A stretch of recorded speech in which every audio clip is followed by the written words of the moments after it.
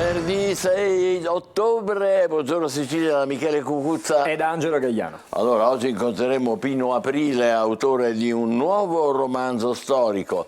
Inoltre accerteremo come il turismo si conferma una eccellenza siciliana malgrado i guasti e i guai che abbiamo avuto nella stagione estiva recentemente trascorsa, la beneficenza per combattere la fibrosi cistica e infine gli impianti delle poste sempre più sostenibili.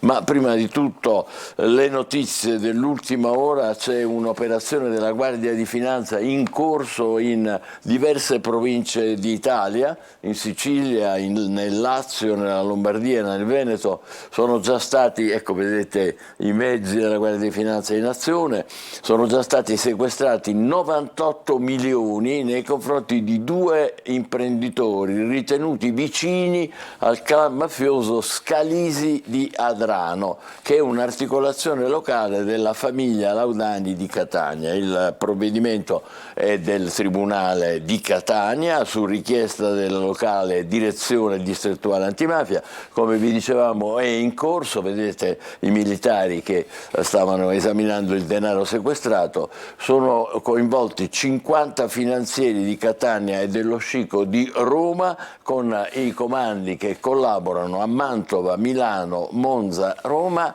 e Verona, quindi un'operazione veramente su vasta scala della Guardia di Finanza. Vi aggiorneremo nel corso della giornata e anche del telegiornale sulle prossime novità. Intanto ci sono purtroppo drammatici risvolti giudiziari dopo il suicidio di una ragazzina lanciatasi a suo tempo dalla Rupe di Agrigento. È una vicenda drammatica che risale al periodo 2014-2015. A giudizio ci sono 2 dei presunti autori, all'epoca maggiorenni, di uno stupro di gruppo subito appunto dalla giovane e all'origine del gesto terribile del suicidio della ragazzina, preannunciato con un post straziante su Facebook. Vediamo. A 15 anni costretta a fare sesso di gruppo e ripresa durante la violenza, e 2 anni dopo, il 18 maggio del 2017, si è suicidata lanciandosi nel vuoto dalla Rupe Atenea di Agrigento. Riemerge il ricordo doloroso della storia della giovanissima Alice dopo il pronunciamento del giudice per l'udienza preliminare del Tribunale di Palermo, Marco Gaeta, che ha rinviato a giudizio 2 giovani accusati di violenza sessuale di gruppo e produzione di materiale pedopornografico. La prima udienza il 4 dicembre. Nell'inchiesta sul suicidio della 17enne agrigentina ci sono anche 2 ragazzi che all'epoca dei fatti erano minorenni e che adesso hanno 26 anni. Indagando sul suicidio, gli agenti della squadra mobile, dopo aver scartato alcune piste come quella delle 7 sataniche, sono riusciti a venire in possesso dei video che immortalavano l'allora quindicenne mentre subiva le violenze dei 4 ragazzi che le avrebbero intimato di restare ferma, incuranti delle suppliche e del rifiuto della ragazza. Alice, prima di lanciarsi nel vuoto, scrisse uno straziante post su Facebook: nessuno di voi sa e saprà mai con cosa ho dovuto convivere da un periodo a questa parte. Quello che mi è successo non poteva essere detto. Io non potevo, e questo segreto dentro di me mi sta divorando. Ho provato a conviverci e in alcuni momenti ci riuscivo così bene che me ne fregavo, ma dimenticarlo mai.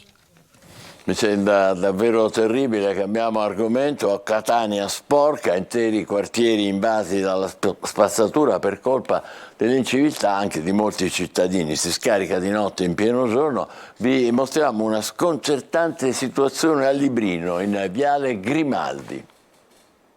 Di giorno o di notte, non c'è differenza. Un marciapiede o un altro non cambia la sostanza, visto che la spazzatura a Catania è ovunque. Viale Grimaldi a Librino somiglia più ad una discarica a cielo aperto che ad una strada.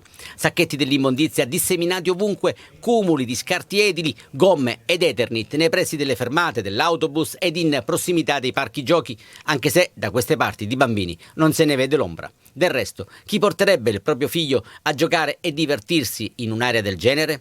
Nessuno, aggiungiamo noi. Da queste parti però va di moda il lancio del sacchetto, ma non è un gioco per bambini, è la triste abitudine di deturpare ogni angolo della città, incuranti del danno ambientale che ne deriva. Danno ed anche pericolo, visto che i rifiuti non consentono il passaggio, costringendo ignari pedoni a scendere dal marciapiede con il serio rischio di essere travolti dalle auto in transito. C'è un sacco di spazzatura per la strada, non si può passare assolutissimamente, devi scendere per la strada, è pericoloso anche perché i bambini stesso hanno paura delle macchine che passano, perché come si è sentito dire già hanno travolto un passeggino che erano sulle strisce pedonali, perché non possono camminare più nemmeno sui marciapiedi e non è giusto. Vuoi lanciare un appello a queste persone che comunque deturpano e buttano la spazzatura di giorno e di notte? Allora, io faccio l'indifferenziata, quindi è giusto che tutti quanti, come la stiamo facendo tutti, che rispettano tutti questo. Anche qui ci sono le telecamere ed anche qui sono inutili, visto che, a giudicare dalle montagne di rifiuti, nessuno sembra abbia mai pagato, ad eccezione dei cittadini onesti, visto che si tratta sempre di denaro pubblico. E sono tante le segnalazioni che arrivano al nostro numero di WhatsApp 342 74 55 005. Noi diamo voce alla vostra denuncia con la speranza che qualcuno, alla fine, possa metterci la faccia. Davvero, ditelo ancora al vostro TG, segnalateci tutte le disfunzioni che notate, le cose che non vanno. Angelo, vogliamo dare un'occhiata ai quotidiani siciliani? Cominciamo subito, Michele, dalla prima pagina di La Sicilia, di Catania, con due notizie di cronaca in apertura proprio in alto. Evidenziata la truffa sui fondi Covid, 10 misure cautelari, indagati 25 professionisti, e poi ad Agrigento, abbiamo già parlato, suicida dopo lo stupro, 2 rinvii a giudizio, altri verdetti sono attesi e quindi si aspettano altri pronunciamenti da parte dei magistrati. Ma intanto poi ci sono anche le vicende che coinvolgono anche la nostra Sicilia, come ad esempio la vicenda del decreto Cutro, il video adesso, video sorvegliati, vedete la fotonotizia, nuova bufera su Iolanda Apostolico, la giudice ripresa durante una protesta contro la polizia al porto di Catania. E dall'altra parte abbiamo anche i problemi che riguardano la finanziaria, la delega fiscale, leggiamo, cerca coperture, misure costo zero, sul tavolo la cedolare secca sugli affitti per frenare la chiusura dei negozi, è una vera e propria emorragia. E poi ci sono fondi per insularità e per Lampedusa, Schifani fa il punto con la commissaria dell'Unione Europea. Questi, diciamo, sono i fatti più importanti sulla prima pagina, ma allora andiamo ad approfondire e cerchiamo di vedere come il giornale tratta le notizie che abbiamo già visto. Salvini posta i frame su X, cioè sull'ex Twitter, la giudice schierata con estrema sinistra, il caso Catania, le immagini mostrano la magistrata tra la polizia e i manifestanti che chiedono lo sbarco degli immigrati dalla 18.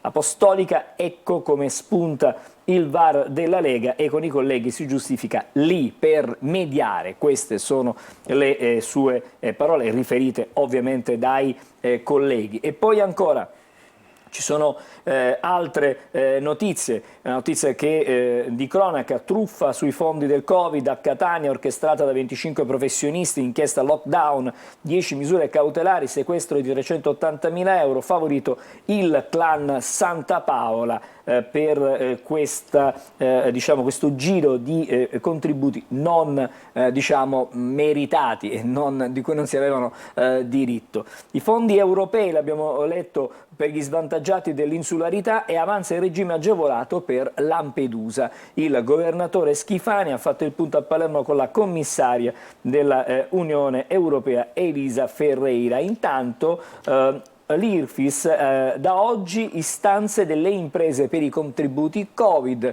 quindi parte lo scorrimento della graduatoria dei finanziamenti agevolati a tasso zero in favore delle imprese con sede in Sicilia danneggiate dall'emergenza Covid-19. E poi ancora fuga di giovani, 560.000 giovani dalla Sicilia, serve più formazione, giovani vanno via, lasciano la nostra regione. Adesso siamo a Catania con la pagina dedicata proprio alla città di Catania, perché Catania punta sempre ad una mobilità che sia sostenibile, ecologica, bike sharing, 3 nuove ciclostazioni, sono 32 le aree in cui noleggiare o lasciare in sosta bici a pedalata assistita oppure muscolare, quindi per chi evidentemente non vuole mettersi nel traffico con l'auto, può fare delle commissioni attraverso la bici, ci sono delle soluzioni. E intanto, siccome non sono stati approvati i rendiconti, in 36 comuni arrivano i commissari. La delibera di nomina è stata firmata dall'assessore regionale delle autonomie locali Andrea Messina. quello che dunque si prevede e che adesso forse probabilmente si riuscirà ad avere questi rendiconti. E poi una notizia che ci porta a Mascali: sulla spiaggia una carcassa di delfino è stata diciamo individuata e ritrovata. Adesso a Palermo, perché in questo momento la giunta La Galla è comunque bloccata, il rimpasto blocca il comune, città ostaggio della politica. Anche ieri saltata la seduta del Consiglio per mancanza di numero legale, fibrillazioni nella maggioranza. Il tema di Sferracavallo, di cui ci siamo occupati più volte: salvate la borgata dalla violenza e dal degrado. Un altro appello a chi può intervenire, a chi può evidentemente fare qualcosa. Le pagine interne proprio sulle vicende che riguardano Palermo, e leggiamo proprio di Sferracavallo: nuovo SOS, salvate la nostra borgata. Leggiamo proprio dalla violenza e dal degrado. L'appello arriva dai cittadini, dalle associazioni, perché come sappiamo ormai da un periodo a questa parte sono troppi episodi di violenza, soprattutto tra baby gang. Poi sempre nelle pagine interne di Repubblica possiamo avere qualche speranza, perché se da una parte diciamo c'è la difficoltà di Sferracavallo, l'oratorio ritrovato riaprirà la cappella del 600 nei locali della GAM. È un modo per dire che Palermo in qualche modo reagisce, c'è la cultura, c'è la possibilità di poter visitare anche dei luoghi che magari sono rimasti per tanto tempo perché in restauro chiusi. La prima pagina del giornale di Sicilia: alchimie, pensa, per salvare i fondi dell'Unione Europea. C'è un nuovo piano. Industria. Esatto, perché rischiamo di perdere davvero tanti soldini. Un nuovo piano della Regione per provare a non restituire oltre 1 miliardo di euro a Bruxelles. I finanziamenti a famiglie e imprese finiranno nel calderone degli aiuti comunitari. In questo modo si cercherà in qualche modo di mettere una pezza. Meglio, piuttosto diciamo, che perderli. Infatti, questo è quello che si deve in qualche modo fare. Poi Salvini, la vicenda: il giudice catanese era in piazza con l'estrema sinistra e il GIP che ha scarcerato alcuni migranti, scrive il giornale di Sicilia. Poi carabiniere fra i 5 arrestati per truffa all'operazione lockdown. Ad Agrigento subì abusi e si suicidò, 2 ragazzi adesso vanno a processo. E poi notizia: il Nobel allo scrittore che scava nell'anima. John Foss, questo è il premio Nobel per la letteratura.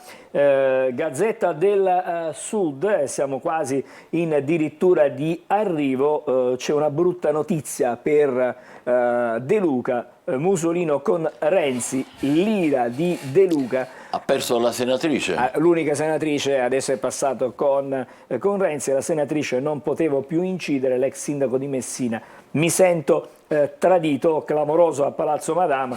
La fedelissima del leader di Sud chiama Nord, passa Italia Viva, un altro addio dopo la Previti. E ancora leggiamo sui migranti: patto a 6 sulla lotta ai trafficanti. La Premier ha blindato l'accordo con Tunisi, ma resta la tensione comunque nell'Unione Europea. Anche qui la notizia: in piazza con la sinistra, Salvini attacca la giudice. La situazione nazionale magistrati preoccupa lo screening sulle toghe. Ancora notizie dalla prima pagina della Gazzetta del Sud. Siamo a Tortorici: contributi agricoli, 6 denunce della finanza, nella mirino finanziamenti europei per 160.000 euro, notificato anche un sequestro preventivo. E quindi c'è l'occhio della Guardia di Finanza, così come sta avvenendo questa mattina, su quelli che sono poi i fondi europei e dove vanno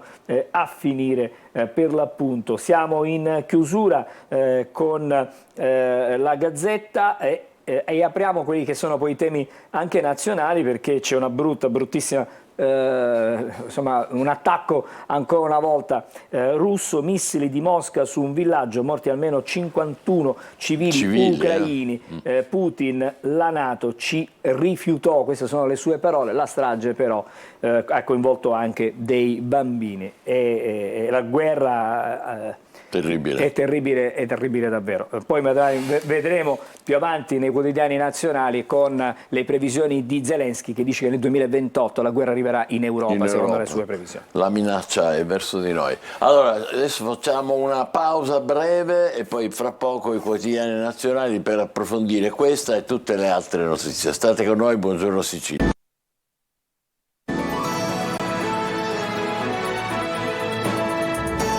Buongiorno Sicilia con Michele Cucuzza E l'Angelo Gagliano. Vogliamo procedere con i quotidiani nazionali? Lo facciamo subito e cominciamo dal Corriere della Sera con questa terribile fotonotizia che arriva proprio dall'Ucraina per vedere le immagini del missile russo sulla veglia, funebre, strage di civili, oltre 50 morti. Putin testato, dice il super razzo, quello che scrive stamattina il Corriere. E poi la notizia che ci riporta in Italia: c'era la giudice in quel corteo, lite, toghe politici, la Lega all'attacco, l'Associazione Nazionale Magistrati parla di vita privata. Poi ci sono i fatti che riguardano ancora l'Italia, perché torniamo alla strage dell'autobus. I tecnici nel 2017 dissero il guardrail va cambiato, in realtà non è mai stato cambiato. Se era quello che abbiamo visto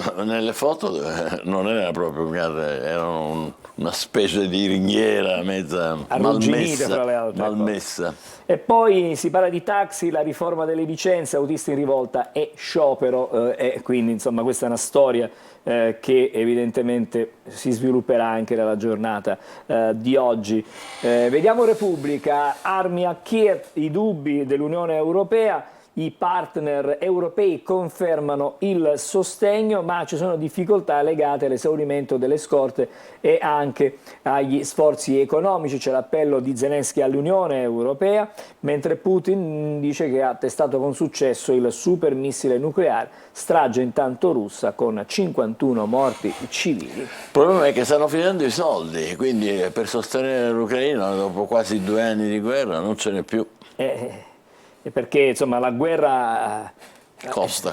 Ci sono tantissime risorse. Poi ancora vedete scontro sul video della giudice, Salvini è di estrema sinistra, la magistrata di Catania in piazza nel 2018. Poi c'è un viaggio, diciamo, nelle Marche ferite, dove il tempo e i lavori si sono fermati a un anno dalla tragedia. C'è questa foto, i danni dell'alluvione di un anno fa che causò 13 morti, ma ancora evidentemente non è cambiato nulla. Non è cambiato praticamente nulla. E poi lo scandalo in prima pagina a Messina, scrive Repubblica, rimborsi al rettore 2 milioni di euro per i suoi cavalli. Un approfondimento che ha Repubblica nelle pagine interne. La Stampa di Torino, lo spread, siamo ai temi economici, sfonda i 200 punti, Giorgetti, ma l'Italia è solida, il ministro incontra le agenzie di rating e intanto l'Economist parla di manovra irresponsabili. E poi leggiamo ancora, Salvini posta il video, la giudice di Catania al corteo pro migranti, lei dossieraggio, questa è la sintesi di questa vicenda. Poi le altre notizie, vedete le bombe dei russi sulla veglia funebre, Putin un successo, il test del super missile. E per quanto riguarda invece il tema dei migranti, il vertice europeo, Meloni alla Germania, aiutateci in Tunisia. Anche qui, fotonotizia, il Nobel all'indicibile premio per la letteratura al norvegese Fosse, scrittore dei silenzi, io sono gli altri, la riflessione che appunto viene pubblicata stamattina in prima pagina dalla Stampa. Adesso andiamo a leggere invece il Fatto Quotidiano. Chi ha passato a Salvini il video contro la giudice? Questa è la domanda che si fa.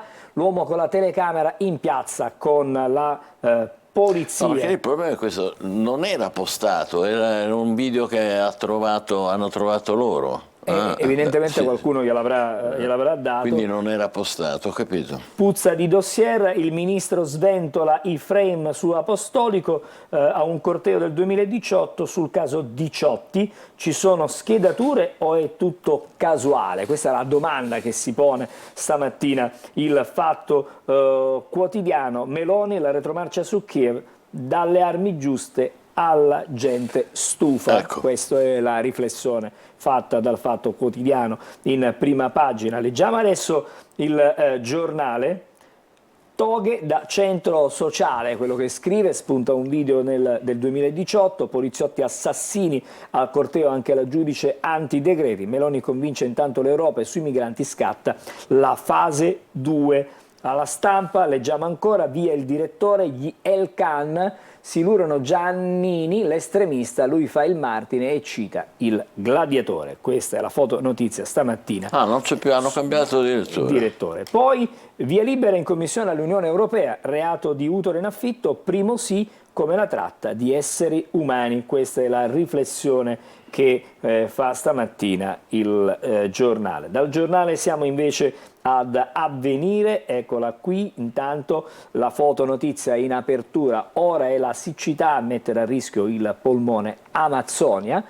Il Niño e il riscaldamento globale hanno ridotto a secco gli affluenti del Rio delle Amazzoni, indigeni isolati per le difficoltà a navigare. Pazzesco, chi l'avrebbe mai detto veramente? Davvero, questa è una notizia da prendere sul serio e da attenzionare. Patto antitrafficanti, cooperazione rafforzata tra intelligence contro le fabbriche di barchini per i migranti. Salvini lancia nuove accuse alla giudice di Catania, stava con l'estrema sinistra. E intanto la guerra in Ucraina, Zelensky chiede ancora armi ma l'Unione Europea inizia a rifletterci e c'è una strage ancora di civili, abbiamo detto, ad una veglia funebre. Da Avvenire adesso alla prima pagina del manifesto, c'è un'apertura adesso il manifesto con la scena che dice governo tecnico non con noi, questa ipotesi di governo tecnico che ogni tanto spunta sui giornali, però dice noi non ci saremo nel governo tecnico eventuale. Intanto Zelensky chiede nuove forniture di armi ma l'Europa frena e dopo il ribaltone al congresso degli Stati Uniti sugli aiuti il grande freddo contagia anche l'Italia. Meloni, il nostro impegno non è limitato, in Ucraina l'ennesimo attacco russo fa strage di civili. Lasciamo il manifesto, adesso invece vediamo la prima pagina di Libero. Toga smascherata in piazza con chi grida poliziotti assassini, spunta un video, la giudice che libera i migranti a Catania, al presidio contro Salvini nel 2018, è indifendibile, ma l'Associazione Nazionale Magistrati, vita privata, questo è quello che rispondono dal sindacato, diciamo così, dei magistrati. Altra prima pagina che andiamo adesso a vedere, stavolta siamo sul Sole 24 Ore perché c'è un allarme pensioni, un allarme spesa nel 2030 e quindi c'è da preoccuparsi. I nodi del welfare, la NADEF certifica l'aumento delle uscite che nel 2042 arriveranno al 17% del PIL, la transizione demografica porta ad un incremento del rapporto assegni occupati e poi le preoccupazioni, lo spread sale a 202, i rendimenti dell'Italia corrono più degli altri. Queste sono le... Quadro non roseo. Da un punto di vista economico assolutamente direi preoccupante, anzi più che preoccupante. Ancora un titolo, lo prendiamo dal Tempo di Roma, la giudice contestava Salvini, caso Catania, spunta un filmato nel quale Apostolico protestava per fare sbarcare i clandestini, ANM non ammette critiche, la vita privata delle toghe non deve interessare, la Lega, italiani preoccupati, oggi il vice premier nuova udienza per Open Arms, sarà a Palermo Salvini. La Schlein verso un altro flop con l'autunno di mobilitazione. Hanno deciso che è un flop, vabbè. Che dice preparate perché ci aspetta l'autunno caldo, allora mi sa che aspetto a fare il cambio di stagione. So, con queste battute diciamo, ci fermiamo con la rassegna stampa di stamattina. D'accordo, allora adesso c'è il meteo, vediamo che tempo fa e poi ci sarà una prova importante, c'è chi la vuole cotta. Un saluto e bentrovati da Clara Ventura di Trebi Meteo, giornata di venerdì all'insegna del bel tempo su tutto il territorio, clima estivo da nord a sud con qualche goccia di pioggia nelle aree interne della Basilicata. Sulla Sicilia alta pressione dominante, a garanzia di tempo stabile e pienamente assolato con cielo sereno al più lievi velature in transito ma comunque in rapido diradamento. Temperature massime diurne al di sopra della media stagionale, valori compresi tra i 26 e i 30 gradi nelle ore centrali della giornata. Poco cambierà anche per quanto riguarda la giornata di sabato. Il contesto inizialmente si manterrà asciutto un po' ovunque. Nella seconda parte del giorno poi qualche nota instabile, specialmente sui settori centro-orientali dove sarà possibile qualche goccia di pioggia. Temperature massime diurne che non subiranno particolari variazioni. Con questo è tutto. Dettagli maggiori sull'app di Trebi Meteo. Товарищи, да, за strada in Vitania, c'è molti in strada, no. Russo. Tedesco. No, russo. Russo, niente. Formiamo così. Mi chiederò sempre nella vita perché si chiama sale. Che sale dovrebbe essere così. Assaggiamo un pochettino, così. Ma che bontà! Ma che bontà! La zucchina no. E allora? La smettete di litigare tutte e due? Quando si mangia? Tutti i giorni su Antenna Sicilia. Lo ricordo anch'io, tutti i giorni prima del TG c'è chi la vuole cotta alle 12.30 e alle 19, naturalmente su Antenna Sicilia, su questa rete. E adesso siamo lietissimi di ospitare un giornalista e scrittore come Pino Aprile. Ciao Pino, ben trovato. Autore di un nuovo libro, in questo caso un romanzo storico, si chiama La brigante bambina, edito da Libreria Pieno Giorno. Guardate che bella immagine, inquietante insieme a che cattura. Pino Aprile, lo scrittore, lo ricordo a tutti, che ha venduto 1 milione di copie con i suoi libri e che con Terroni ci ha fatto rileggere, riscoprire l'altra faccia del Risorgimento, presentandolo sotto una luce nuova, sconcertante, come esempio clamoroso di colonialismo, cioè una parte del paese che è considerata dall'altra come colonia, il sud, quindi terra di conquista con saccheggi, stragi, privazioni di ogni diritto, plotoni di esecuzione e quant'altro. Detto con le parole dello stesso Aprile, l'invasione del Regno delle Due Sicilie per conquistarlo e annetterlo a quello sabaudo e così fare nascere a mano armata lo Stato italiano. Una considerazione e ricerche storiche importantissime ma anche terribili. E adesso ti cimenti con la narrativa storica ma sempre narrativa. Perché oggi un romanzo, Pino? Perché è stata quasi una sfida con me stesso, diciamo. Il romanzo, la narrativa, ha una soglia di ingresso, di capacità di divulgazione molto maggiore del saggio.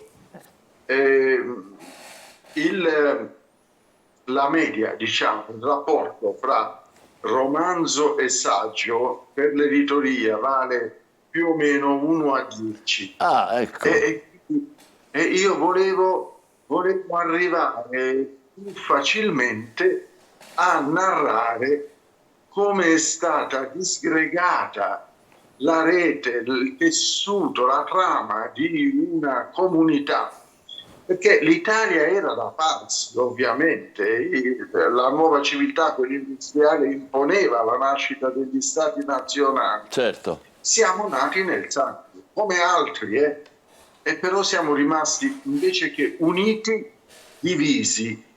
vedendo questo nella vita di una ragazzina, circa 16 anni, che si innamora, che vive, che è costretta a diventare brigantessa e che ha delle doti, cioè può vedere il pretendente lontano, ha una dote particolare che viene attribuita alle pizzocche al sud che sanno leggere i quadrilli, cioè quei reliquari con il velo della Madonna, e da lì nascono tante cose. Ecco, la protagonista a cui tu facevi cenno, Luisa Cerasella, come viene chiamata, appunto 16 anni più o meno, forma una banda poi a un certo punto insieme al fratello e punta a unificare addirittura le altre bande. Ecco, ma questo banditismo al femminile è realmente esistito?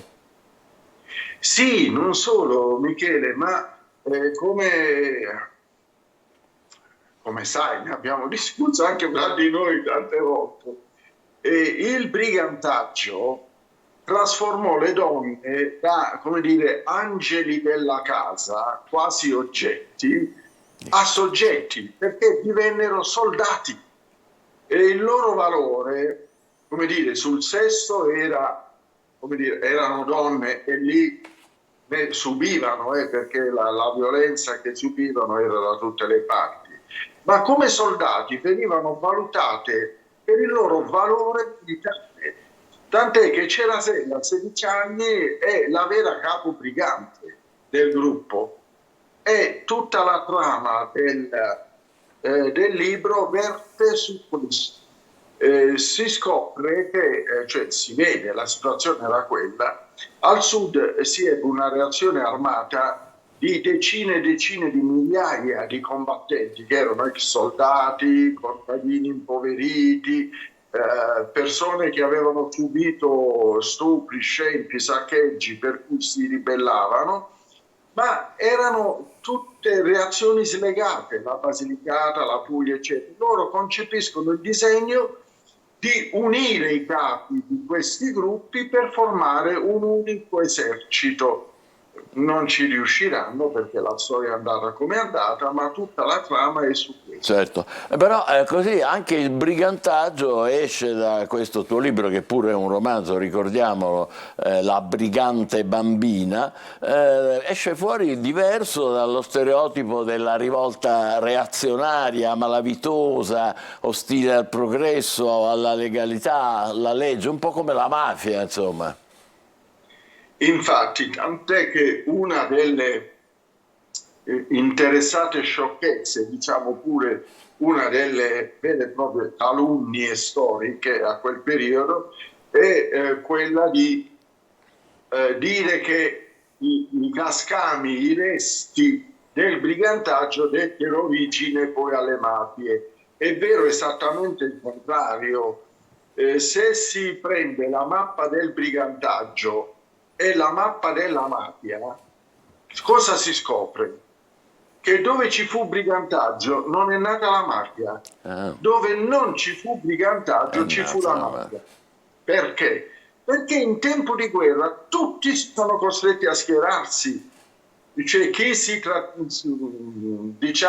tiene fuori diventa vittima dei due schieramenti, e quindi anche i criminali si schierarono. I criminali che si schierarono con la parte vincente divennero un elemento fondante del nuovo Stato, divennero la mafia organizzata dal Ministero degli Interni allora, tant'è che Sciascia diceva che lo Stato italiano, se voleva eliminare la mafia, dovrebbe prima suicidarsi. Pino, adesso veniamo, come dire, ai punti cardine della tua ricerca storiografica, che ora ti ha portato anche alla scrittura di un romanzo. È vero che uno storico importante, un tuo collega come Giordano Bruno Guerri, dice che la tua ricerca costituisce ormai uno spartiacque tra la vulgata di Comodo, no? Il Risorgimento, e invece la realtà che hai scoperto tu, che hai documentato tu, che hai divulgato tu. tu, appunto quella della colonizzazione del Sud. Ecco, però la domanda che ti faccio io è questa: ma questa rilettura sconvolgente del Risorgimento non rischia di spingere ulteriormente i lettori del Sud alla conferma, come dire, delle inevitabilità della rassegnazione? Come dire, ci hanno fregati, insomma, è così, e adesso che possiamo fare? Sì, bella domanda, che provo a rispondere, come dire, brevemente. Quello che è successo in Italia, e bada che non è successo solo al Sud, è successo a tutta l'Italia. Perché? Perché una narrazione, diciamo, imprecisa, distorta, cambia il metro di lettura dei fatti e anche della realtà, sia a chi li subisce, a chi la subisce, che a chi la applica. Se tu trasmetti una narrazione, il Sud è meno, il metro per misurare la realtà e la storia del Sud sarà 80 centimetri, ma il metro da Nord per misurarla sarà di 1,20 m, perché diranno quindi noi siamo più. Tutti e due hanno una misura sballata. E questa, la conoscenza dei fatti, è una sorta di autoanalisi del paese. Ecco. Tu devi recuperare la memoria del danno, devi soffrire, perché quando tu recuperi la memoria del danno che hai subito, un bambino molestato, una donna violentata, un paese oppresso, tu rinnovi, ma lo fai in maniera cosciente e piangi, e da quel pianto puoi guarire. L'Italia può guarire solo con la verità. Con la menzogna basta guardarla l'Italia. Giusto. È divisa, sono due paesi, no? Una curiosità un po' sciocchina, ma che c'ho veramente. Ma al Nord, quando presenti i tuoi libri, adesso presenterai questo romanzo nuovo, La brigante bambina, come ti accolgono? Cosa ti dicono? Ma la verità è che al Nord c'è una reazione molto interessante, mentre al Sud scatta la difesa non si vuole sapere.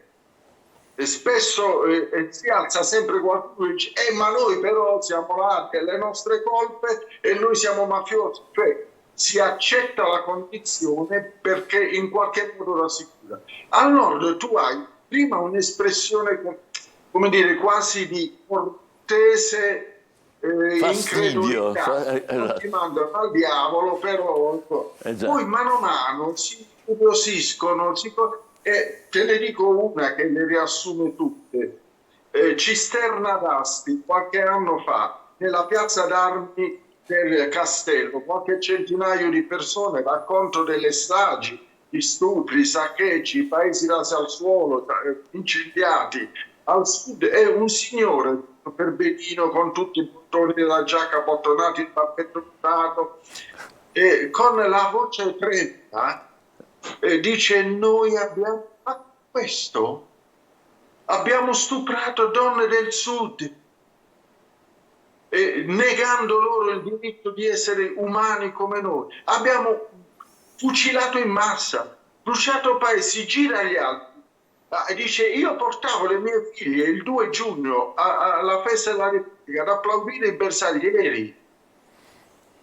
E si gira agli altri e dice: abbiamo un dovere, se volete me ne occupo io, affittiamo dei pullman, ci dividiamo la spesa e andiamo a quei paesi a chiedere per.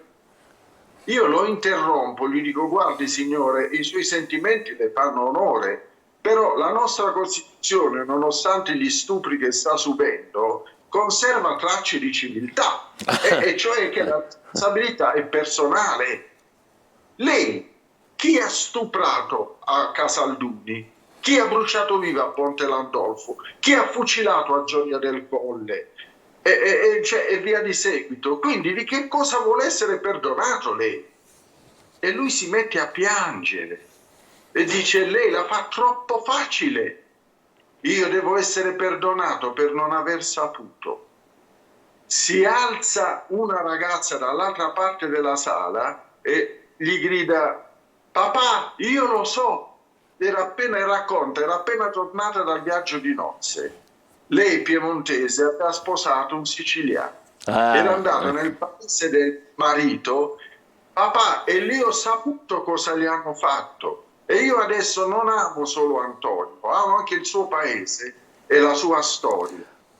E io mi sono commosso. Certo, direi che questa vicenda che ci hai raccontato riassume in modo sintetico ma estremamente efficace qual è il senso della tua ricerca e il senso della realizzazione dei tuoi volumi. L'ultimo appena uscito, Pino Aprile, La brigante bambina, edizioni Libreria Pieno Giorno, eccola qua.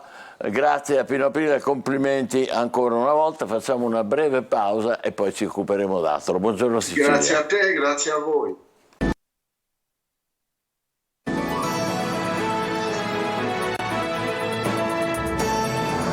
Diamo il benvenuto a Buongiorno Sicilia a Salvo Pugliese, che è coordinatore regionale di Fratelli d'Italia. Dobbiamo parlare di un successo siciliano, una volta tanto finalmente successi e non guai o problemi. L'eccellenza siciliana nel turismo, malgrado le difficoltà che abbiamo raccontato nel corso di quest'estate. Tant'è vero che Fratelli d'Italia organizza da 6 all'8 un evento proprio sul turismo per sottolineare e premiare questo comparto che voi, del quale avete fatto una bandiera, è vero voi? Assolutamente sì.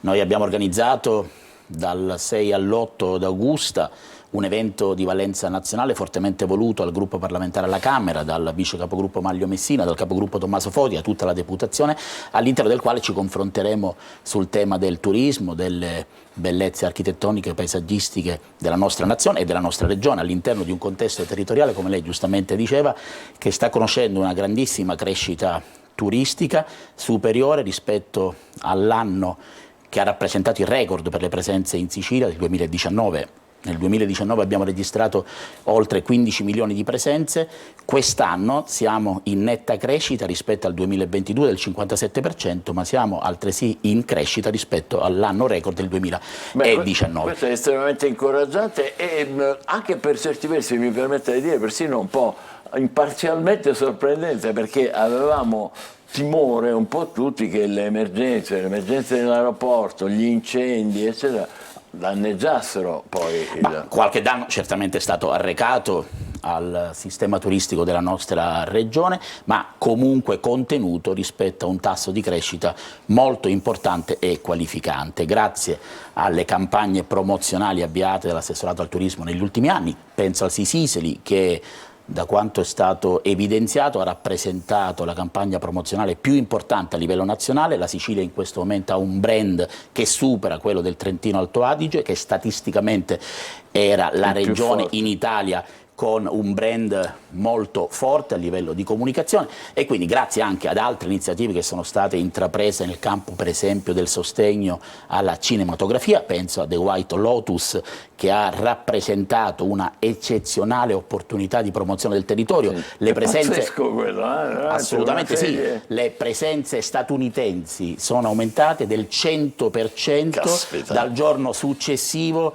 alla mandata in onda di questa serie TV che promuove le bellezze di Taormina, di Cefalù, di Noto, sì, alla stregua di quello che accadde col commissario Montalbano. Questo è stato reso possibile grazie all'assessorato al turismo, grazie a quello che è stato fatto prima da Sandro Pappalardo, poi da Maglio Messina e ora da Elvira Amato, e siamo felici di poter vantare questi risultati. Quindi sono soprattutto gli stranieri che danno un po' il segno della C'è positivo. Una grande crescita delle presenze straniere, c'è un'altrettanta importante crescita delle presenze italiane. Ovviamente, lo dobbiamo dire con grande umiltà, possiamo crescere in maniera molto più significativa. Ad oggi noi vantiamo oltre 15 milioni di presenze, ritengo che potremmo arrivare a 16 milioni, ma se dovessimo confrontare i dati della Sicilia con quelli della bella vicina Malta, ma che certamente molto più piccolo della Sicilia, 300 volte più piccolo, che raggiunge presenze per circa 12 milioni annue, ovviamente questo dato merita di essere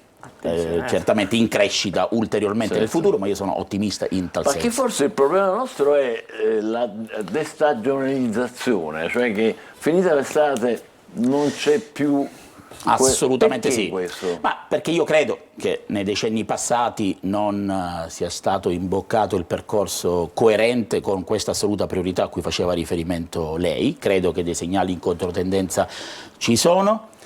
Basti pensare anche a alcune lodevoli iniziative che sono state realizzate nell'ambito del territorio siciliano, anche da parte di alcuni enti locali. Lo dico con presunzione e orgoglio, quello che ha fatto il Comune di Catania qualche anno fa, laddove ha ideato... C'era lei, che, ora, Enrico Trattino sta ovviamente continuando in maniera qualificante questo percorso. Noi abbiamo ideato, finanziato, grazie ai proventi alla tassa di soggiorno, 3 regolamenti sul turismo congressuale, sul turismo sportivo e sul turismo scolastico, con 1 milione di euro di stanziamenti, attraverso i quali il Comune di Catania dà contributi a fondo perduto per tutti gli eventi o sportivi o congressuali, in base al numero dei pernottamenti determinati dall'evento. Questo ha determinato la vittoria della location Catania rispetto ad altre location italiane per organizzare eventi congressuali o sportivi in periodi di bassa stagione. Credo che questo rappresenti l'assoluta priorità. Fra le altre cose ci sono importanti novità, grazie anche al coraggio di alcuni imprenditori privati, penso a Sicilia Fiere. Noi finalmente abbiamo un ente fieristico a pochi chilometri da Catania, che fra un paio d'anni verrà raggiunto anche dalla metropolitana, che dall'aeroporto arriverà fino a Sicilia Fiere, poi fino a Mister Bianco, a Piano Tavola, a Paternò. Anche il tema infrastrutturale rappresenta una novità assoluta di fondamentale importanza per il nostro territorio, e quindi anche nel segmento del turismo fieristico e congressuale la Sicilia può raggiungere livelli sempre più coerenti rispetto alla propria bellezza. Lei ha toccato un argomento che incuriosisce, cioè non c'è il rischio che la Sicilia, come altre località, diventi, come dire, un luogo di attrattivo o attraente, insomma, per fast food, bed and breakfast, e poi invece per i residenti, come dire, si arranca con le infrastrutture e tutto il resto. Io credo che bisogna trovare ovviamente la giusta sintesi. Comunque è opportuno dire che il turismo porta ricchezze. In Sicilia è stato calcolato come il comparto turistico rappresenta il 15% del PIL regionale, può crescere in maniera davvero esponenziale portando ricchezze a tutto il territorio, a tutto il comparto dei servizi, al comparto del commercio, e quindi io sono convinto che quella sia la strada maestra, trovando la giusta sintesi ovviamente anche con le esigenze giuste e doverose anche dei residenti. Dei residenti e degli abitanti. Le faccio una domanda che non c'entra nulla, complimentandomi con i risultati che ci ha illustrato. Abbiamo visto prima, lei non era in onda, lei comunque non c'entra assolutamente nulla, però ha amministrato Catania, conosce Catania molto bene, conosce la realtà. Abbiamo mostrato come dire, l'inciviltà, diciamo così, a Librino, dove qui sono i cittadini obiettivamente, quelli puliscono e poi il giorno dopo risporcano da capo, e lì ci sono le telecamere, ma allora uno si chiede, ma manco le telecamere servono? Ma per alcuni cittadini della nostra terra probabilmente non servono, però a livello complessivo credo che sia importantissima questa azione deterrente che viene attuata da parte di molti comuni, anche e soprattutto da parte del Comune di Catania. Enrico Trantino sta continuando quello che avevamo già fatto. Noi abbiamo potenziato quest'opera di videosorveglianza soprattutto nei quartieri periferici della città, all'interno dei quali si registrava un numero decisamente diverso rispetto alla produzione pro capite di rifiuti rispetto al centro della città. Questo è frutto del cosiddetto fenomeno della esportazione dei rifiuti dai comuni limitrofi della provincia di Catania nella città, poiché nei comuni limitrofi ai tempi vi era il sistema del porta a porta, a Catania ancora vi era il sistema misto con dei cassonetti di prossimità. Abbiamo registrato quei dati assolutamente incoerenti, ecco perché abbiamo attuato una campagna capillare con la videosorveglianza che ha prodotto comunque ottimi risultati. Ovviamente vi sono Bisogna ancora coloro i insistere. quali sono insensibili al tema, ma mi auguro che gradualmente possano redimersi. Non c'è dubbio che sia così. Benissimo, complimenti. Allora, appuntamento a Brucoli dal 6 all'8. Chi dobbiamo aspettare di leader? Ci saranno 6 ministri, ci sarà ovviamente il ministro San Giuliano, la Santanchè, Abbodi, ci sarà Francesco Lollobrigida, ci sarà Adolfo Urso e Nello Musumeci, ovviamente ministri siciliani, poi ci saranno i vertici anche del mio partito, Giovanni Donzelli, ci sarà Ignazio La Russa e tutti i deputati nazionali e regionali, assessori regionali all'interno di un contesto temporale, permettetemi di dirlo, di grandissima crescita di Fratelli d'Italia. Abbiamo chiuso il tesseramento qualche giorno fa con un tasso di crescita del 419%, siamo felici e orgogliosi, siamo passati da 5.000 iscritti a 24.000 iscritti, siamo felici di questo, ma è importante ovviamente affrontare tematiche di fondamentale importanza come certamente è quella turistica. Benissimo, buon lavoro allora e grazie per essere stato con noi. Salvo Grazie a voi. Pogliese, coordinatore regionale di Fratelli d'Italia. Facciamo una pausa e adesso parleremo d'altro. Buongiorno Sicilia.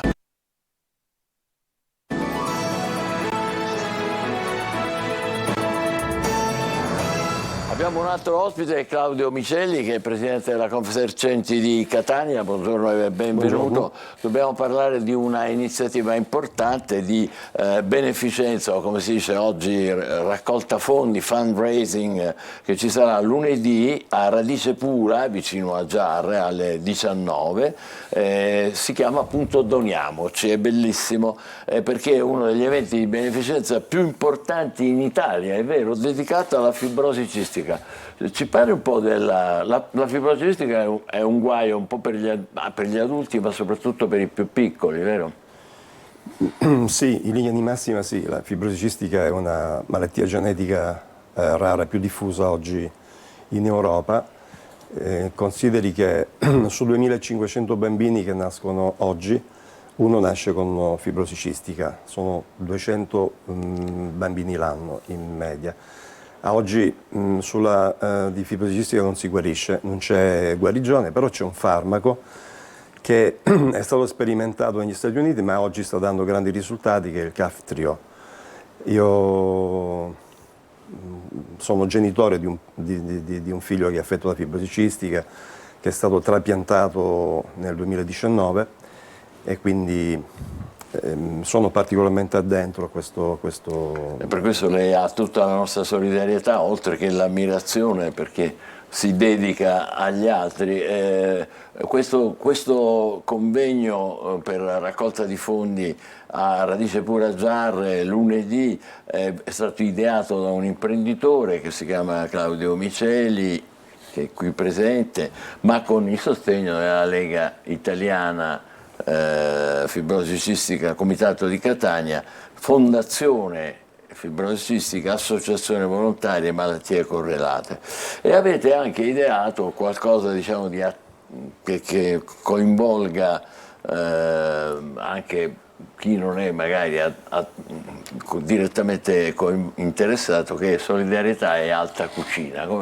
Un'idea Sì. molto italiana, molto siciliana, ma molto centrata. Ma sì, nasce nel 2015, praticamente siamo fermati 3 anni a causa del Covid, e nasce praticamente da questa mia idea di fare qualcosa per dare una mano forte praticamente a questi bambini, a questi ragazzi che nascono con questa malattia, praticamente, che oltre che togliere loro il respiro, toglie anche la speranza di una vita normale come chiunque altro essere umano, praticamente. Allora mi sono detto di fare qualcosa, praticamente, e ho incominciato. Ho raccolto un po' di amici, ho raccolto Sebbi Sorbello che mi ha coadiuvato tantissimo soprattutto nel food, quindi nel coinvolgere tutti gli chef. Ci sono circa 50-60 chef. 60 chef stellati, esatto. Leggo. Non tutti stellati, ce ne saranno una decina di stellati, ma ci sono 60 comunque chef. Diciamo alta ristorazione. Assolutamente, è bello questo. Assolutamente sì, tra l'altro in una location che era Radice Pura, della famiglia Faro, che ci concedono ogni anno gratuitamente, anche loro sono partner veramente stati importantissimi di questa manifestazione. Quest'anno ci sarà, oltre a Matteo Marzotto, ci sarà anche il maestro Nicola Piovani che darà un concerto praticamente in occasione dell'evento, e come ogni anno si crea questa...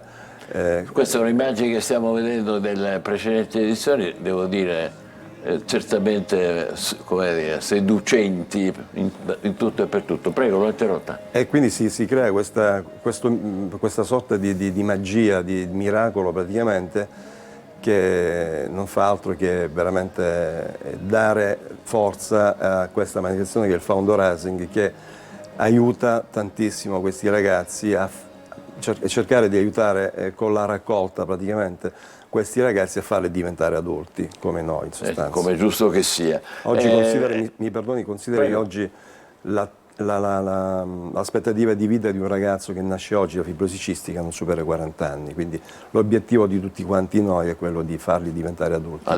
Come è giusto che sia. Ed è una gara poi, una gara di raccolta di fondi, è vero? Avete raggiunto anche livelli importanti, destinati naturalmente alla ricerca, che è fondamentale.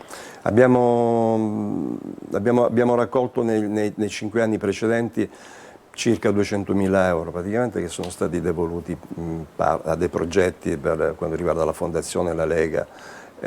Abbiamo dato veramente una grande mano. Quest'anno ci ripromettiamo, insomma le aspettative sono ancora maggiori, perché io ho una squadra dietro, io da solo, come diceva un signore che si chiama Walt Disney, da solo puoi avere l'idea più grande del mondo, ma poi se non hai gli uomini non la puoi realizzare. Esatto.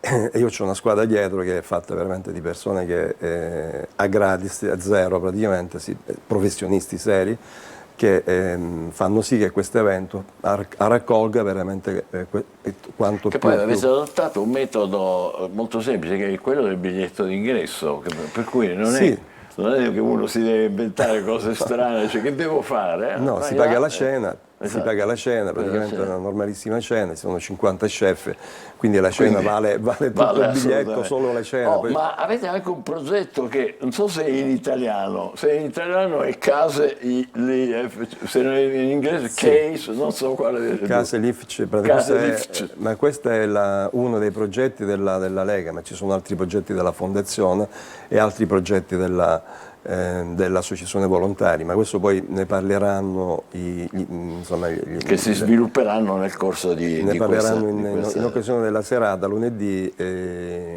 insomma la parte scientifica. Certo, e contate di arrivare a diverse migliaia di... Beh, quest'anno speriamo di toccare le 1000 presenze praticamente, e di raddoppiare, si parla di raddoppiare addirittura all'incasso dell'ultima edizione, quindi è veramente...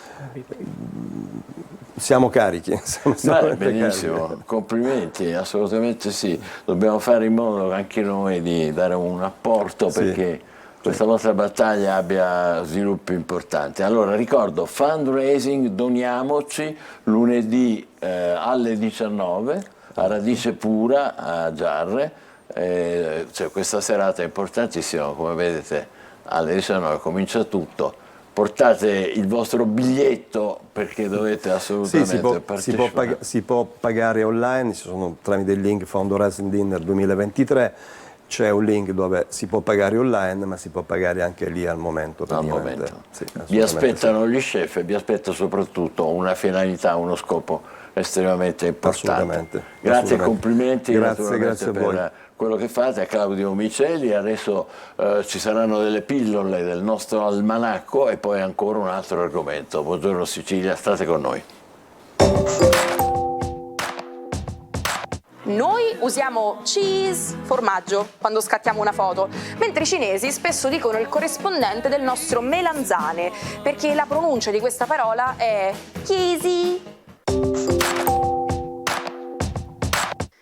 Oggi vi presentiamo una vera chicca, spill the beans, che tradotto letteralmente significa versare i fagioli.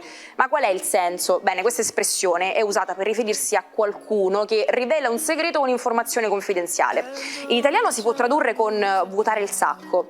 Risale al sistema di voto greco che utilizzava un fagiolo nero per il no e uno bianco per il sì. Quindi quando qualcuno versava i fagioli rivelava il proprio voto e quindi di conseguenza il proprio segreto. State attenti voi a non versare i vostri fagioli troppo facilmente. Oggi vi raccontiamo la storia di uno dei più stravaganti pittori del Rinascimento, Jacopo Carucci, noto come Pontormo.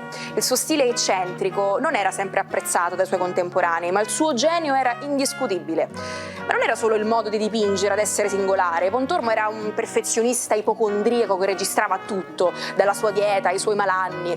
Viveva in solitudine in un Tugurio inaccessibile, isolato dal mondo con un ponte levatoio appositamente costruito. Però nonostante tutto questo la sua arte ha raggiunto il successo solo nel Novecento, quando è stata rivalutata e apprezzata. Vi salutiamo con la frase del giorno. Alcuni portano la felicità ovunque vadano, altri quando se ne vanno. Giusto, hai ragione. Adesso invece noi ce ne andiamo a Palermo con il nostro Marco Cullà, dove c'è in compagnia di Pierluigi Perretta, responsabile dei servizi immobiliari dell'area Sicilia delle Poste Italiane. Perché? Perché è in arrivo nuovo, è già attuato, adesso sentiremo un grande impianto fotovoltaico proprio deciso dalle Poste, che hanno una grande sensibilità sui temi della sostenibilità. A te Marco. Buongiorno Michele, buongiorno a tutti. Sì, hai detto bene, hai fatto una fotografia perfetta e tra l'altro abbiamo appreso da qualche minuto che questo impianto fotovoltaico è il più grande ovviamente d'Italia, perché è già operativo. Quindi a questo punto io passo direttamente la palla all'ingegnere, alle 11 ci sarà anche l'inaugurazione, insomma è un momento sicuramente importante per le Poste Italiane. Innanzitutto vi ringrazio per la visibilità che date a Poste Italiane per questa iniziativa molto importante dal punto di vista della sostenibilità ambientale, perché la sostenibilità si realizza attraverso tanti piccoli interventi. Questo non è proprio piccolissimo, perché abbiamo adesso finalmente in esercizio un impianto che si sviluppa presso il centro di smistamento di Palermo in via La Malfa, che è il centro di recapito. Stiamo anche vedendo le immagini. Sì.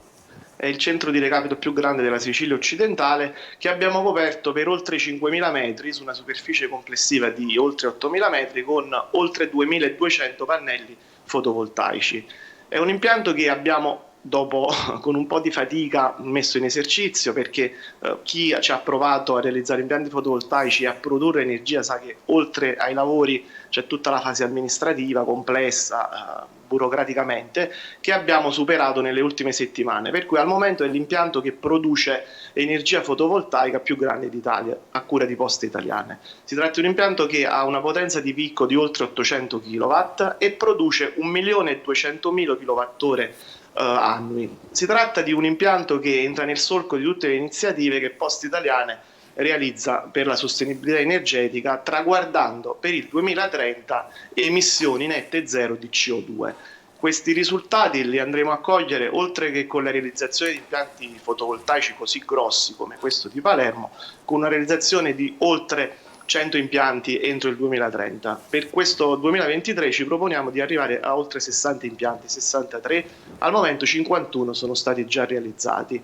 Palermo concretizza il 25% della produzione, oltre 1 milione di kilowattori anno abbiamo detto, su 4.200.000 che ci proponiamo di mandare in esercizio entro il 2023. Che equivalgono a 2.000 tonnellate di CO2 che risparmiamo e oltre 800 tonnellate di petrolio equivalente. Si tratta di numeri molto grossi che Poste, insomma, al di là di quello che stiamo facendo in Sicilia, sta sviluppando nel resto d'Italia. Sicuramente un progetto importante, tra l'altro io leggevo anche dei numeri, ingegnere. Questo impianto fotovoltaico permetterebbe di alimentare ad esempio 260 appartamenti? 260 appartamenti con un contatore di 3 kW, quelli ordinari. I 4.200.000 kWh invece che produciamo annualmente coprono circa 1.000 appartamenti, per intenderci un intero quartiere potrebbe essere insomma sostenuto energeticamente dalla produzione di energia elettrica che Poste si propone di fare entro il 2023. Sono numeri importanti, non solo attraverso impianti fotovoltaici. Poste si propone di intervenire nel campo dell'efficientamento energetico, ma la campagna è iniziata già nel 2021 con la sostituzione di 10.000 corpi illuminanti fluorescenti. Abbiamo praticamente lampade LED in tutti gli uffici postali. Gli impianti di climatizzazione vetusti man mano hanno un piano di revamping, vengono sostituiti e soprattutto vengono controllati con sistemi di smart building. Lo smart building consente di efficientare sia gli impianti di illuminazione che si autoregolano in base alla luce naturale, sia con attività di accensione e spegnimento banalmente che consentono di risparmiare energia. Marco, possiamo chiedere anche qualche vantaggio diretto per gli utenti, non soltanto chi usa come dire, il digitale. È vero che adesso le lettere, le missive stampate e le buste sono realizzate con materiale riciclato o legno, se si tratta di pacchi più importanti, controllato sempre da Poste Italiane. È così? Sì, assolutamente è così. È un'iniziativa proprio di recentissima attuazione che sempre nel solco della sostenibilità ambientale. Tra l'altro, riconducendomi al tema degli impianti, il fotovoltaico ci consente di installare colonnine elettriche per l'alimentazione di mezzi che entro l'anno ci proponiamo di automatizzare in senso elettrico quasi completamente sui centri più importanti. Ad esempio, al momento oltre il 50% del parco mezzi di Palermo è alimentato elettricamente, cioè ad emissione praticamente zero perché si tratta di energia pulita. Ma anche nel resto della Sicilia, ricordo i centri di Messina Pistunina, Palermo Sperone, piuttosto Siracusa Panagia, stiamo andando nella stessa direzione. Questo progetto di efficientamento entra poi nel solco di tutti i finanziamenti, il cosiddetto progetto Polis, ne avete sicuramente sentito parlare, con cui Poste, con un finanziamento comunitario, si propone di installare questi impianti non solo in questi grossi centri, ma in tutti gli uffici postali di proprietà. Perciò colonnine elettriche ne vedrete installate nei prossimi mesi, nei prossimi anni, negli spazi esterni aperti degli edifici cosiddetti talposte, e verranno alimentate da questi impianti fotovoltaici, cioè Poste in casa produrrà e renderà disponibile per la popolazione questa possibilità, oltre a tutti i servizi che sono inclusi nel progetto Polis e che permetteranno di fruire di servizi della pubblica amministrazione, cioè facendo in modo che le persone si spostino di meno, facciano meno chilometri, utilizzino meno i mezzi e inquinino dunque di meno. Cioè è un percorso insomma circolare che attraverso vari interventi consentirà di risparmiare insomma a livello energetico. Mi permetto di fare una battuta cromatica, Michele, perché insomma dal giallo al verde al green di Poste Italiane è una buona idea, dobbiamo integrarlo nei nostri colori. Tra l'altro insomma, al di là delle battute possiamo dire anche che se la Sicilia fa sempre incetta di maglie nere, di record negativi, questa volta possiamo dire che in tema di sostenibilità, di efficientamento, la Sicilia è avanti. In questo caso grazie anche ovviamente al lavoro di Poste Italiane. Sono contento di questo spunto, perché io sono napoletano, sono meridionale, no? Noi quando ci proponiamo di realizzare questi progetti abbiamo dei tempi. I tempi vanno da Bolzano a Palermo e battono la stessa tempistica, ci richiedono di intervenire con gli stessi tempi. E noi ci riusciamo, se ci riusciamo per Poste nell'immobiliare ci si può riuscire ovunque. Sono piccoli esempi che dimostrano che la normalità è possibile pure in territori.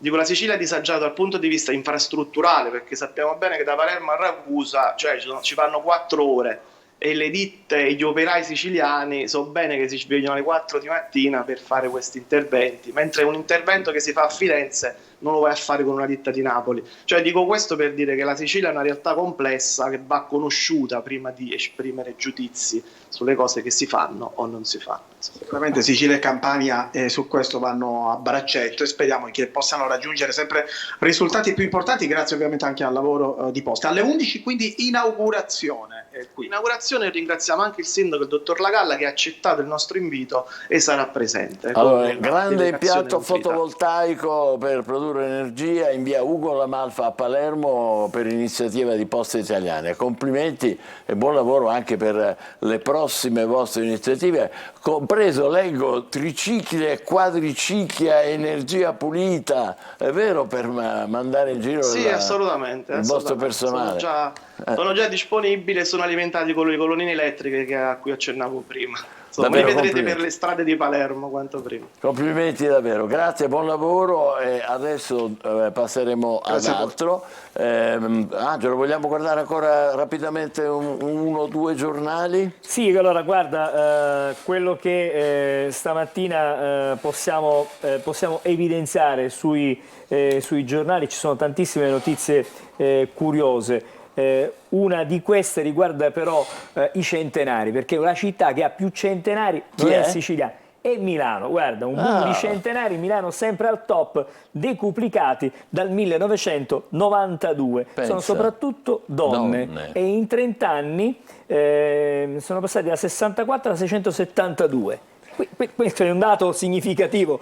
Davvero? Forse inatteso. È una curiosità che stamattina abbiamo visto sui giornali. Poi a proposito sempre di curiosità, ce n'è qualcuna che riguarda Francesco Totti. Vediamo se riusciamo il grande Totti un e capitano, c'è un Eccolo capitano. qui, è un capitano, guarda, Totti, Blasi sui Rolex potranno indossarli solo se l'altro lo vuole. Così. Questo è l'accordo che hanno raggiunto.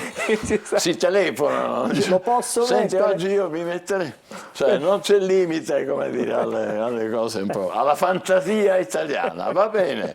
Allora, adesso vediamo invece cosa dicono le stelle, quelle sì che hanno un altro modo di vedere le cose. Marco Amato, ci sei? Sì, ti vedo già sorseggiare il tuo caffeuccio. Buongiorno ragazzi e buon inizio weekend. Grazie, buongiorno a te.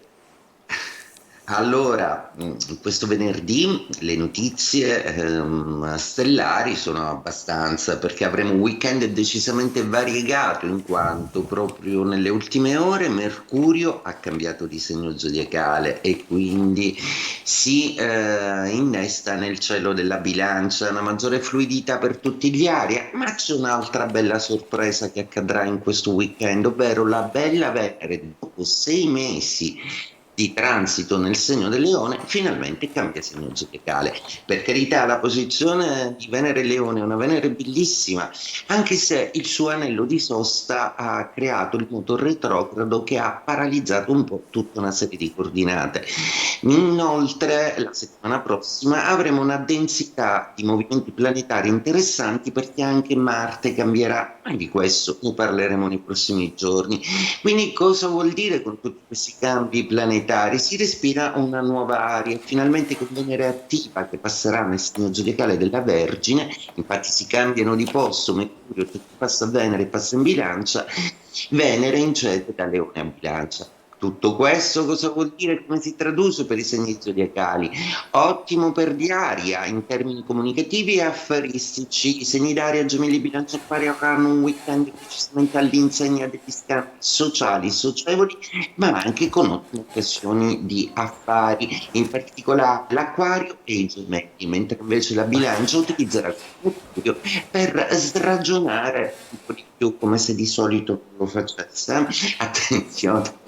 Mentre invece i Terra sono i più fortunati in amore, proprio perché Venere in Vergine favorisce il Toro, che finalmente ritrova il suo pianeta guida in una maniera molto più sostanziosa ed efficace, e il Capricorno che cede ancora una volta alla romanticità. Chiaramente il più favorito in amore per adesso è il segno della Vergine.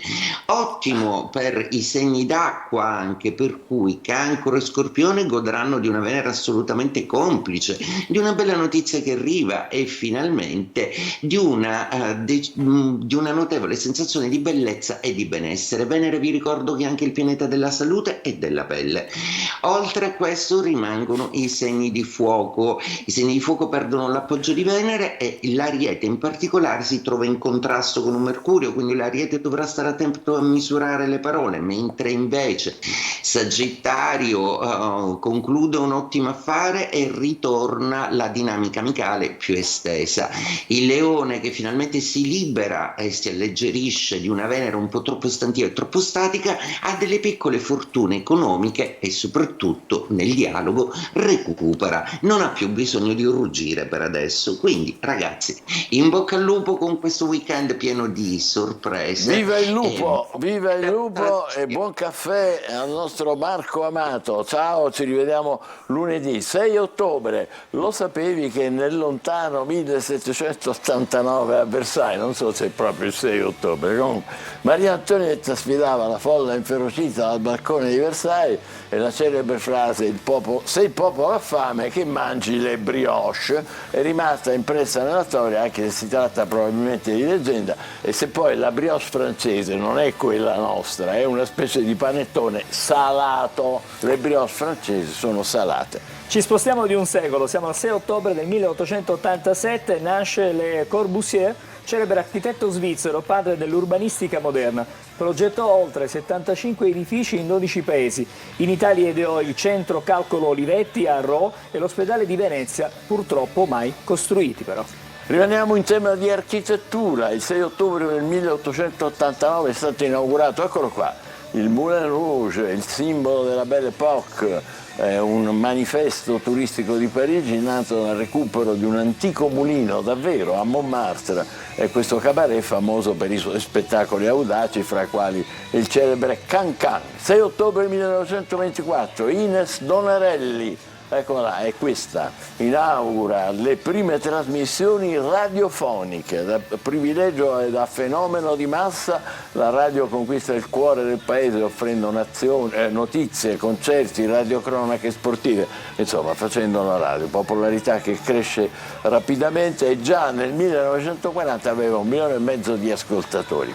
Qualche anno dopo, il 6 ottobre del 1929, nasce la Serie A. Stiamo parlando di calcio, il campionato italiano a girone unico è composto da 18 squadre e vede la vittoria della nuova Ambrosiana di Giuseppe Meazza, frutto dell'unione tra l'Inter e la Unione Sportiva Milanese. E ancora, 6 ottobre 1956, il medico polacco Albert Bruce Sabin scopre il vaccino per la poliomelite. In breve tempo il suo vaccino diventa l'unico utilizzato in tutto il mondo contro la polio. Il 6 ottobre del 1989, tempi recenti, vicino a Parigi purtroppo è morta l'indimenticabile Betty Davis, la prima donna eletta presidente dell'Academy, è entrata nella storia perché ha avuto 10 nomination all'Oscar e l'ha vinto 2 volte, nel 1936 per Paura di amare e nel 1939 per Figlia del vento. Davis. Siamo quasi ai nostri giorni. Il 6 ottobre del 2010 segna il debutto, lo state vedendo,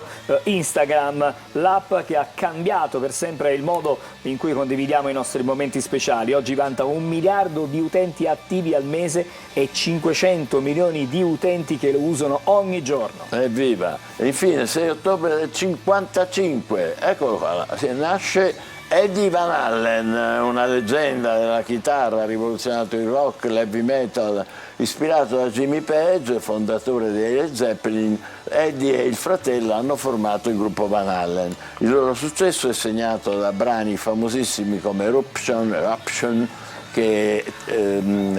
dove loro hanno innovato la tecnica del suono delle chitarre, si chiama tapping, e suona la chitarra con tutte e 2 le mani, e infatti lo ascoltiamo esibirsi così, il grandissimo Jump. Vi diamo appuntamento a lunedì, provate anche voi con 2 mani sulle corde della chitarra, non sulla parte, diciamo, dove ci sono le corde. Va bene, ci vediamo lunedì, grazie, buon weekend, buongiorno Sicilia. A lunedì.